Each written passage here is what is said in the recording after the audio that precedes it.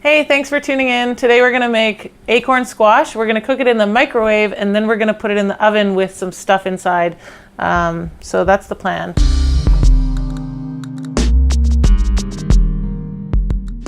So cooking squash in the microwave is really very easy, and a lot of people shy away from microwave stuff. I mean, I don't use it very often. I don't really recommend it as a proper cooking tool, but it really does speed things up when it comes to things like squash. They take forever in the oven. So this is one of my favorites from my youth. My mom and I, if we ever had a night alone, just the two of us, we would just share an acorn squash. That's like our tradition. Squash and avocados, my mom and I go halfers on. So all you need is an a microwave proof dish. This could be a plate. It could be, I've got a casserole dish here, and then you put a little bit of water in, because basically all we're doing is creating a steaming environment. So it's exactly the same as if you were steaming it on the stove. It's just faster in a microwave. So little dish here, water in the bottom, halves of squash gone in, and then stick a lid on. This could just as easily be a plate with a bit of water and some plastic wrap over it, just whatever you've got. So this guy is going into the microwave for about 8 minutes. So we'll see you in 8 minutes.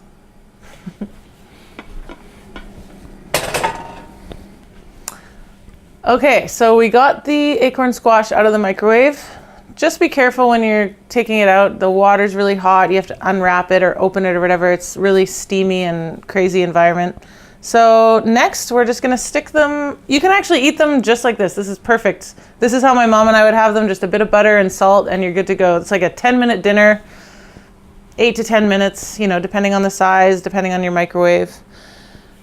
And then just find a nice dish that'll go in the oven. And I like to use a cast iron pan because it holds them up nicely so they're not rolling around like a giant baking sheet. They would just roll around like crazy.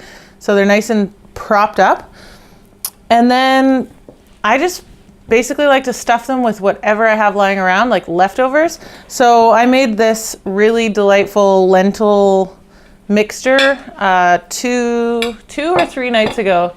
Can't remember. I used these really, really nice local lentils from a company called Grain in Vancouver.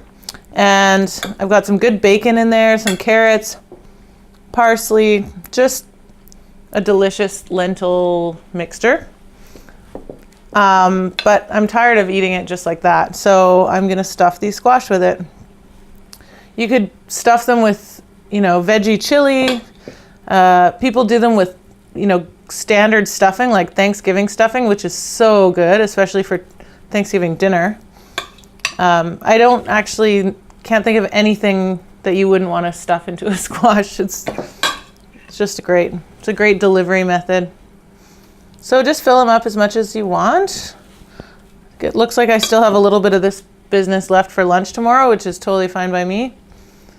And shove them in there. And then option to put something crunchy on top or cheesy on top. You could definitely go with a breadcrumb. I've got no qualms about that. I'm still working away on my giant hunk of Parmesan cheese that I bought a while ago, so I'm just going to use that. Out comes the microplane again. Old news, right? I talk about it all the time.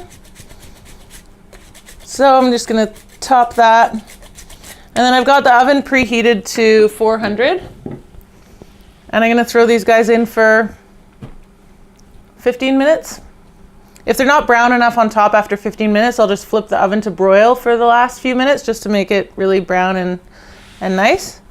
And they're going in, and then I'll see you in about 15 minutes.